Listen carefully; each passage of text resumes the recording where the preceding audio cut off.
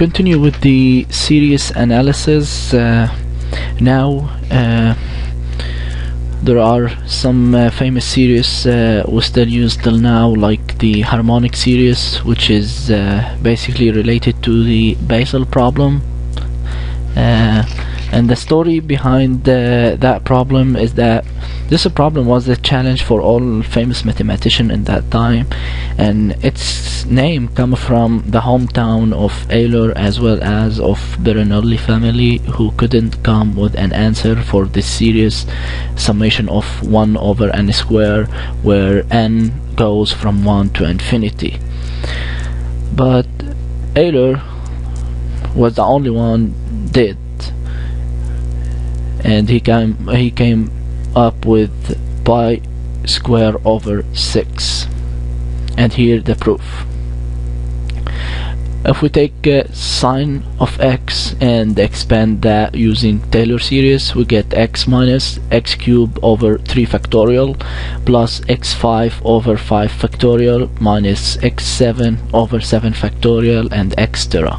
And then if we divide sine x over by x, we'll get 1 minus x square over 3 factorial plus x4 over 5 factorial minus x6 over 7 factorial and etc. And Euler realized that the root of sine x over x occur at x equal to n multiplied by pi, where n could be equal to plus or minus 1, plus or minus 2, plus or minus 3, and etc.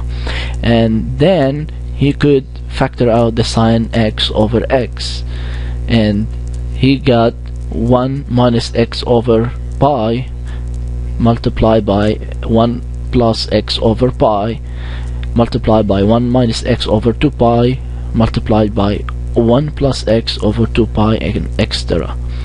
So if we plug, for example, x instead of x here in this factor, n pi, and take n equal to 1, corresponding to the series we have here, 1 over n square, we get 0.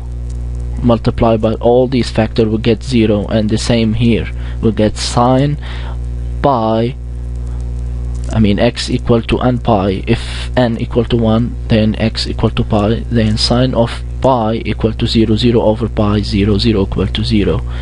So that equation is true for x equal to n pi, where n equal to minus plus 1 or plus minus or minus 2 and etc.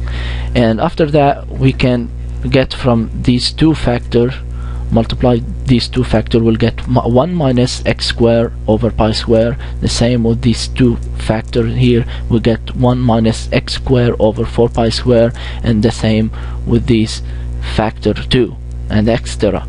So we'll get now these factors here, and now if we do the multiplication of these factors, we can easily collect the x square term, which is gonna be equal to minus x square over pi square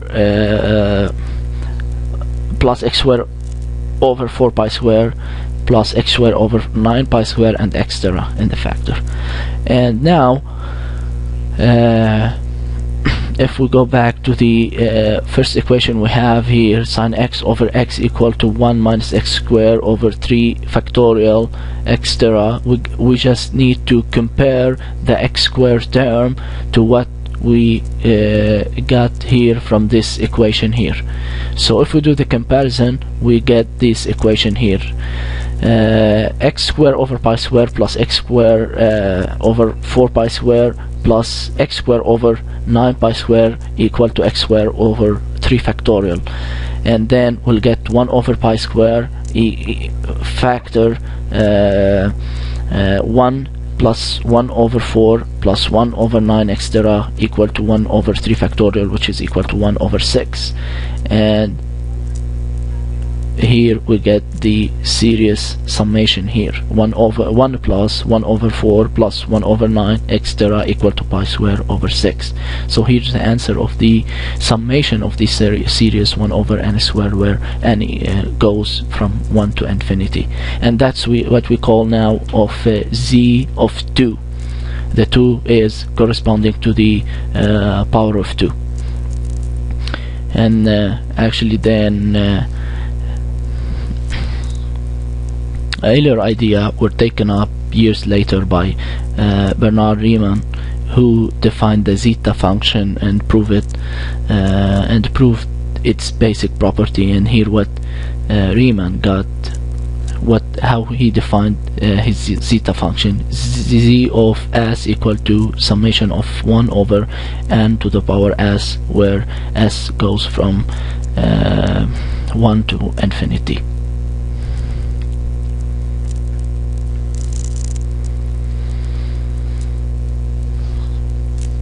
In addition, there are some other famous formula related to this area, like the Euler-Maclaurin summation formula to approximate the definite integral. Also, Euler used Taylor series to expand the EX, and he get 1 plus x over 1 factorial plus x squared over 2 factorial and etc.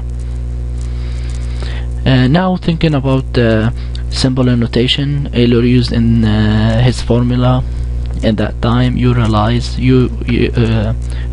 that modern mathematicians still use what he was using from symbol and notation, like pi I for the square root of 1, delta y for the change in y, fx to define a function, summation symbol, and the e number, which is equal to 2.718. Also Venn diagram, it was known for before for Euler, and it was called by Eulerian circle. Even Venn himself before called it by Eulerian circle, and somehow later they call it by Venn diagram.